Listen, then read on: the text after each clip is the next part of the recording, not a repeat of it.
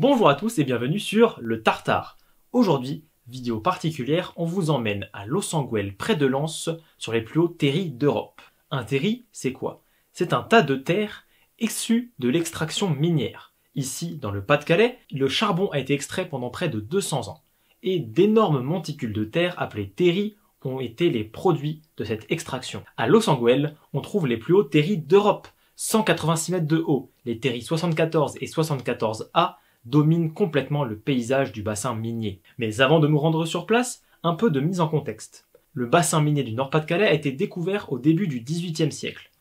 Tout de suite, on a commencé à extraire le charbon, tout d'abord à des profondeurs relativement faibles, de seulement quelques dizaines à quelques centaines de mètres, mais vers la fin du XXe siècle, les mineurs plongeaient à plus d'1 kilomètre sous la surface. Au fil des années, l'extraction est allée plus profonde grâce à l'amélioration des technologies. En effet, les premiers mineurs se servaient de simples pioches et consolidaient leurs galeries avec du bois. Les accidents étaient nombreux, les effondrements, les inondations et également les très redoutés coups de grisou. Le grisou est un gaz hautement inflammable qui emplit les galeries lorsqu'on les creuse. La moindre étincelle ou flamme nue peut donc déclencher une explosion très mortelle. Au fur et à mesure, la technologie s'améliore. On invente des systèmes d'extraction automatique, on descend des machines dans les mines, l'électricité y arrive, les lampes à pétrole sont remplacées par des lampes électriques beaucoup plus sûres. Ainsi, vers la fin du XXe siècle, les dangers de la mine sont quasiment entièrement éliminés. Reste le fléau des mineurs, la silicose. En effet, le charbon produit une poussière très fine qui se fixe aux poumons et qui provoque des décès prématurés. Malgré le danger, l'extraction se poursuit. En effet, le charbon est au cœur de la production électrique française, et ce jusqu'à la construction des premières centrales nucléaires. Ainsi, le charbon est vital aux intérêts économiques de la France. Mais dans les années 80, l'arrivée de charbon moins cher venu des pays de l'Est concurrence fortement les bassins miniers français. Il n'est plus rentable d'extraire le charbon en France, et les mines sont donc fermées. Dans le Pas-de-Calais, les dernières mines ferment à la fin des années 80. Les puits sont bouchés, et seule une extraction du gaz est maintenue sur certains puits. Mais l'extraction du charbon a laissé sa marque sur le territoire. Plus de 200 terris ont été érigés au fil des années, et on peut en voir des dizaines encore aujourd'hui. Les terris que nous allons visiter aujourd'hui sont les plus hauts d'Europe et ont été érigés à partir de la deuxième moitié du XXe siècle. Malgré leur taille, ils ont été très rapides à ériger. En effet, à partir des années 70, on cesse d'amasser de la terre dessus car leur hauteur devient critique et les risques d'effondrement sont réels. Si aujourd'hui il ne reste que ces 2 terris jumeaux, ils étaient à l'origine 4, puisque les terris 79 se trouvaient derrière. Le paysage se retrouvait complètement dominé et écrasé par ces masses de terre. À la fin de l'extraction minière, la verdure reprend ses droits sur les terris, et ces derniers sont ouverts et servent donc de parc pour les promeneurs. Nous nous rendons donc aujourd'hui sur les terris de Losanguel. Venez. Alors du coup, nous on est à la base du cône 74 qui est le premier terri et ensuite il y a son jumeau 74A. Donc on va devoir faire le tour de la base du 74 pour monter le jumeau puisque le premier n'est pas vraiment accessible au sommet à moins d'être un alpiniste concrètement. Ce qui n'est pas notre cas. Voilà, et en fait il y a un troisième terri mais il est tout plat, du coup tout le monde s'en fout.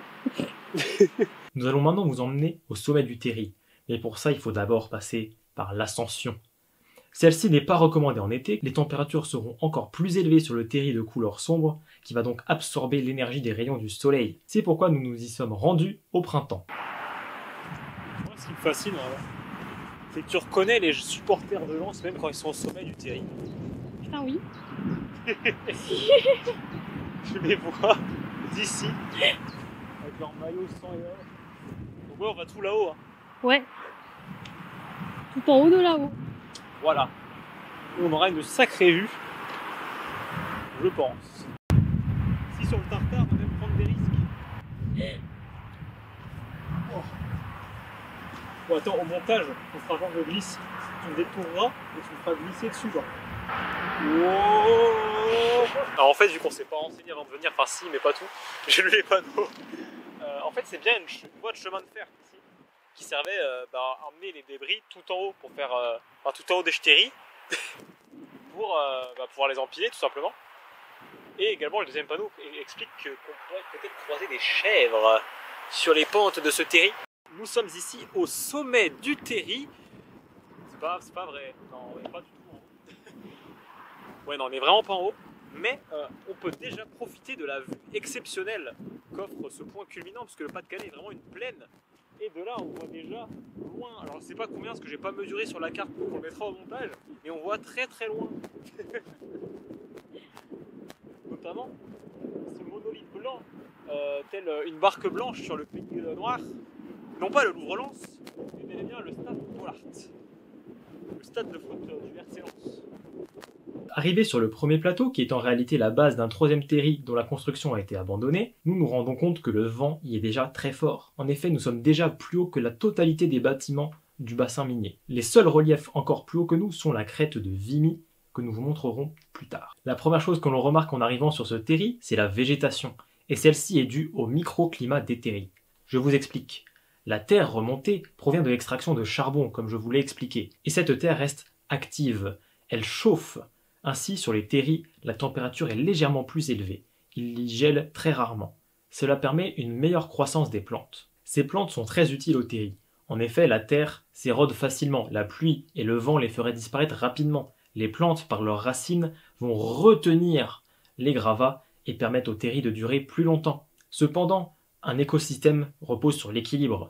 Des plantes laissées sans aucun contrôle recouvriraient le terri entièrement et la biodiversité ne serait pas riche.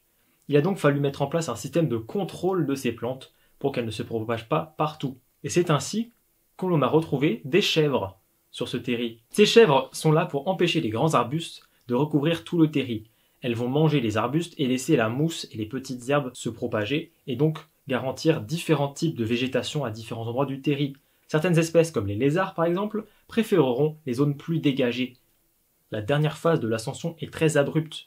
Les monticules de terre ont en effet des angles très poussés. Arrivés au sommet, nous pouvons profiter d'une vue dégagée à 360 degrés. Nous apercevons par exemple la ville de Lille, située à plus de 40 km de là. Nous pouvons également voir de très nombreux terris qui paraissent bien petits à côté d'une autre. D'ici, nous apercevons le monument canadien de Vimy. En effet, le bassin du Pas-de-Calais a été le théâtre de rudes batailles pendant la Première Guerre mondiale. Sur la crête de Vimy, les artilleurs canadiens se sont illustrés par leur bravoure. Ils y ont donc construit ce monument qui est un des piliers fondateurs de la nation canadienne.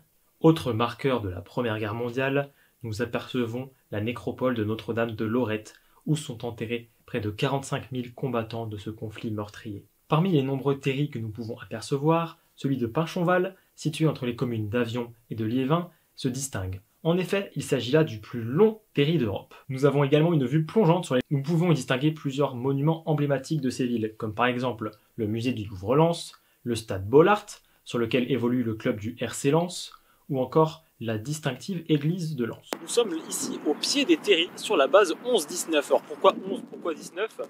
En fait, c'est pas compliqué. Ici, ils ont creusé des puits pour aller chercher le charbon. Donc là, il y a le puits numéro 11. Et là, c'est le puits numéro 19. Donc c'est le 11-19. Ouais, non, mais c'est pas compliqué. Hein. Donc pourquoi des puits ? Tout simplement, ils creusaient un puits très profond. Donc ici, ils sont allés jusqu'à 1400 mètres, il me semble, pour aller chercher le charbon qui se trouve en profondeur. Et donc le charbon était remonté. Donc là, vous pouvez voir très bien sur ce chevalement, également appelé chevalet, qui servait à faire monter et descendre les mineurs et le charbon. En fait, c'est un ascenseur, tout simplement.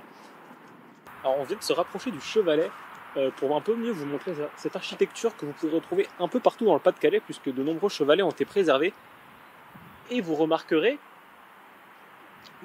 sûrement que tous les chevalets du Pas-de-Calais se ressemblent vraiment à l'identique. Et bien c'est très simple, c'est parce que ici nous sommes sur un lieu qui a été complètement détruit par la Seconde Guerre mondiale. On parle de 100% de destruction ici à Lens. Et donc tous les puits ont dû être reconstruits dans les années 20 en même temps. Et donc pour simplifier le processus, ils ont tout simplement fait le même puits partout. Donc ce grand bâtiment derrière moi, à quoi il servait ? Eh bien à plusieurs choses. Déjà, il abritait les machines qui servaient à faire monter et descendre les ascenseurs. Donc en fait les câbles, je vais vous montrer, partaient de là-haut. Vous voyez les grandes roues. Et ils étaient tendus et ils passaient ici par les fenêtres un peu bizarres que vous voyez là. Et derrière, il y avait des grandes machines à vapeur avec des grands moteurs qui entraînaient des roues pour tracter les câbles et faire monter les ascenseurs qui étaient extrêmement lourds, puisque, encore une fois, on descendait ici à plus d'1 kilomètre sous la surface de la Terre. Et ce qui est terrifiant, c'est qu'ils n'ont même pas arrêté les puits car il n'y avait plus de charbon. Ils ont arrêté les puits car c'est trop cher d'exploiter le charbon français quand il y avait du charbon moins cher qui venait d'autres pays. Il reste encore du charbon sous nos pieds ici dans le Pas-de-Calais. Beaucoup de charbon. Et certains d'entre vous se posent sûrement la question de l'utilité de ces terris aujourd'hui. Ce sont pourtant de simples tas de terre, non? Eh bien, pas seulement. Les terris ont plusieurs intérêts. Tout d'abord, il y a un intérêt écologique. Comme je vous l'ai montré, les terris abritent de nombreuses espèces animales et végétales que l'on ne retrouve pas ailleurs dans le Pas-de-Calais. Il y a également un intérêt touristique, car ces terris sont de très bons sites de randonnée. Il y a un intérêt économique. Déjà, beaucoup de terris ont disparu. Pourquoi? Car ils ont servi de base à de nombreux chantiers. Par exemple, les remblais de l'autoroute A1, qui va de Paris à Lille, ont été faits en démolissant plusieurs terris. Mais il y a d'autres façons de revaloriser ces terris. Par exemple, la chaleur interne des terris est exploitée dans certaines installations pour la production d'électricité ou le chauffage de ville. Enfin, l'inclinaison et le microclimat des terris se prêtent particulièrement bien à l'exploitation viticole. C'est ainsi que l'on retrouve des vignes sur les terris, comme par exemple à Haillicourt. Et c'est pour toutes ces raisons qu'il est très important de les préserver. Et de nombreux efforts sont faits en ce sens, notamment pour lutter contre l'érosion. L'érosion est un vrai fléau pour les terris, et leur végétalisation permet de mieux les conserver.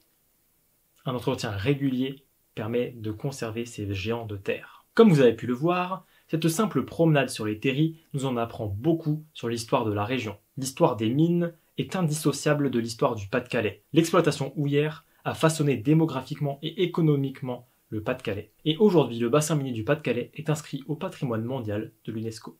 Et donc, la prochaine fois que vous passerez dans le Pas-de-Calais, vous en saurez un peu plus sur l'histoire de ces terris qui ne payent pourtant pas de mine.